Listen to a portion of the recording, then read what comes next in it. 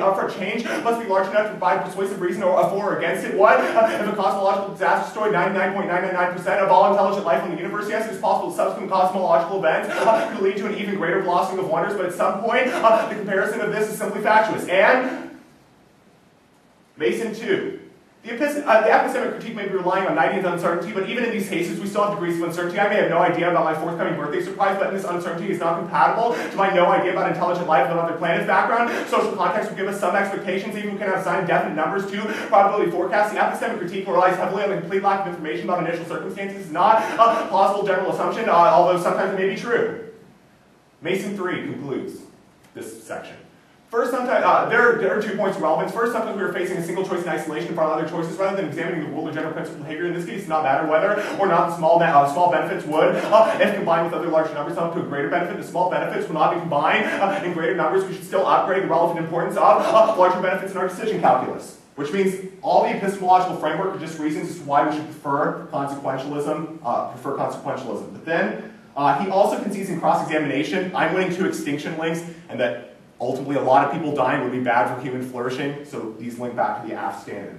Finally, go down to the contention level. First, he is not explaining why the status quo criminal justice system, or why the status quo juvenile justice system is rooted in capitalism. You can read the Feld evidence around. Feld evidence is a historical context. It's talking the same way that as Greenberg evidence is talking about that it was established in the past like this, but that doesn't necessarily mean it's like that in the status quo, which non-uniques the entirety of the 1AC. Before we start, can I see specifically the epistemology answer? That's all I need. It's these 3 things.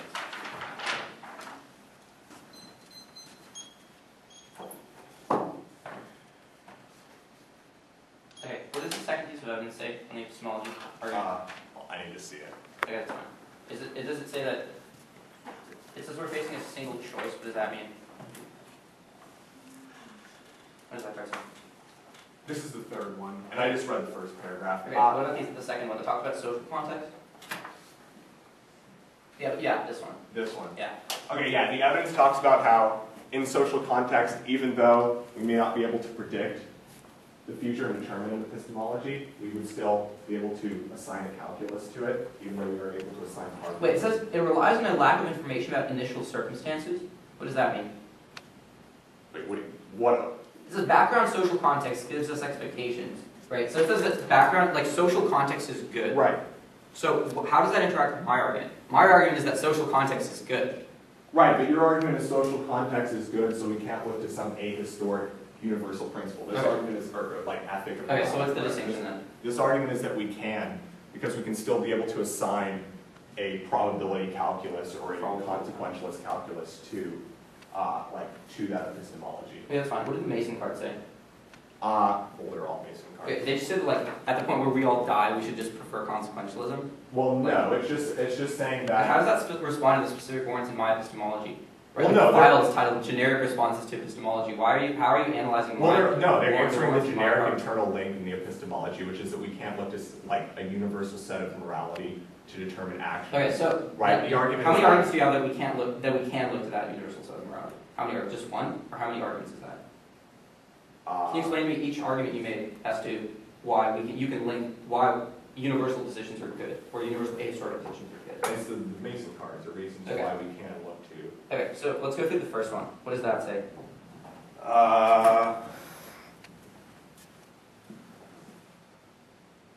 Okay, the first one says that. Wait, it says 18, we don't know future effects. That's not an argument I made. How does that respond to my argument?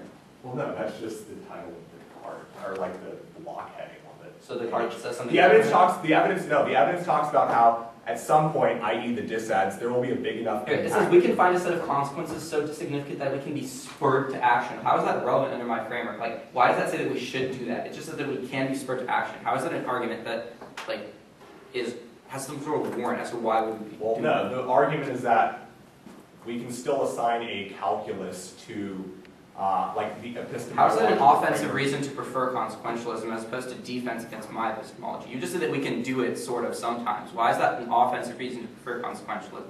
Oh, well, I mean, I will concede, like, sure, that is just a reason to reject it. Like, your epistemology, or like a reason to reject. Wait, how is that a reason to internal reject my epistemology? My epistemology says that the best way to assign things is No, it's not a reason to reject your epistemology. It's a reason to reject the internal link in like your framework. That's like we cannot have some external set of like guiding principles, guiding morality. Okay, that's fine. Thanks.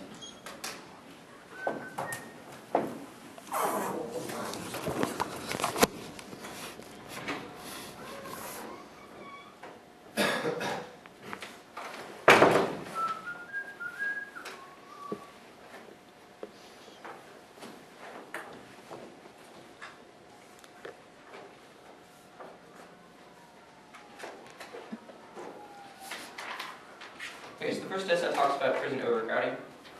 Yeah. Well, no. Specifically, court clogging. So what's the difference between, like, if we just put juveniles in the adult system, why can't we just, why is that clogging courts? Yeah, the Champion and Mays evidence is really good. It talks about how, yeah, it's the bottom one on that first page. Okay, no, that's, actually, never mind, that's fine.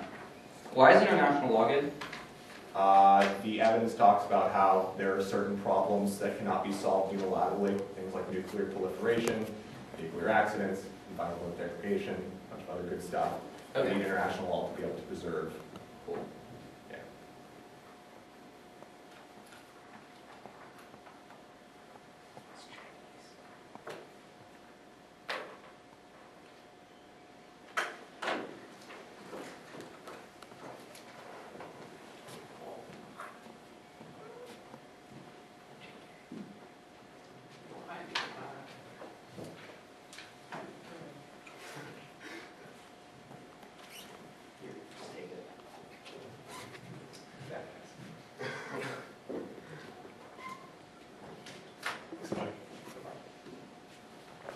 Do you have a response to why we don't have to look at history? Utilitarianism evaluates things that will happen in the future based on an action that we have taken now. It doesn't analyze conditions in the past. No, it doesn't. Utilitarianism can look to empirics and like what has occurred in the past to make predictions about what will happen in the future. Okay, so that's different. All right.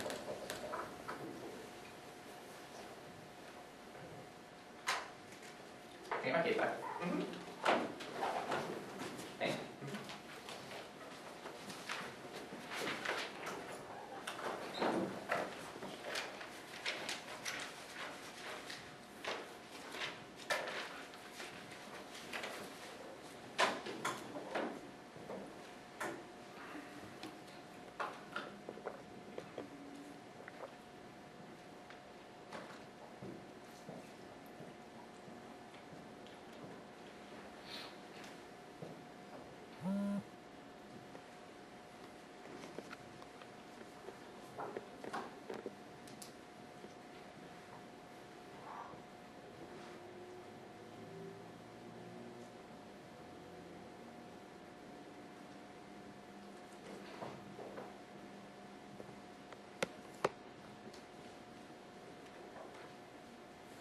Are there any other warrants for consequentialism besides the ones you had on the AC? Are there any warrants in the dissat?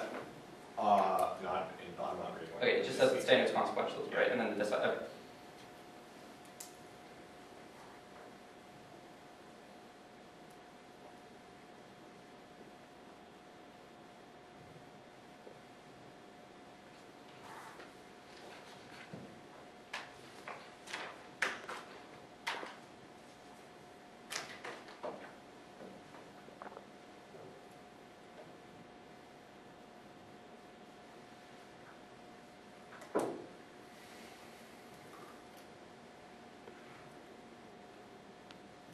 Okay, what does the last amazing card say? It says, we are facing a single choice in isolation from other choices. In this case, it doesn't matter whether a small benefit would, if combined, sum to a greater benefit. What does that mean?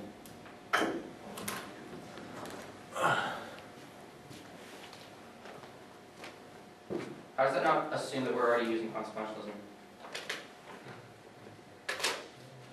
Never mind, it's fine. I have 2 seconds left. 2 seconds, you said? 50. Okay. Oh, I didn't tell you I had 45 left. Yeah, that's what I got to now. Okay. Okay. Order is his responses to my epistemic framework. Well, I'll just start at the top of the AC and extend, and then I'll respond to his argument specifically. I'll assign those. Yeah. Does anybody mind if I sit? Yeah, that's fine. Okay, cool.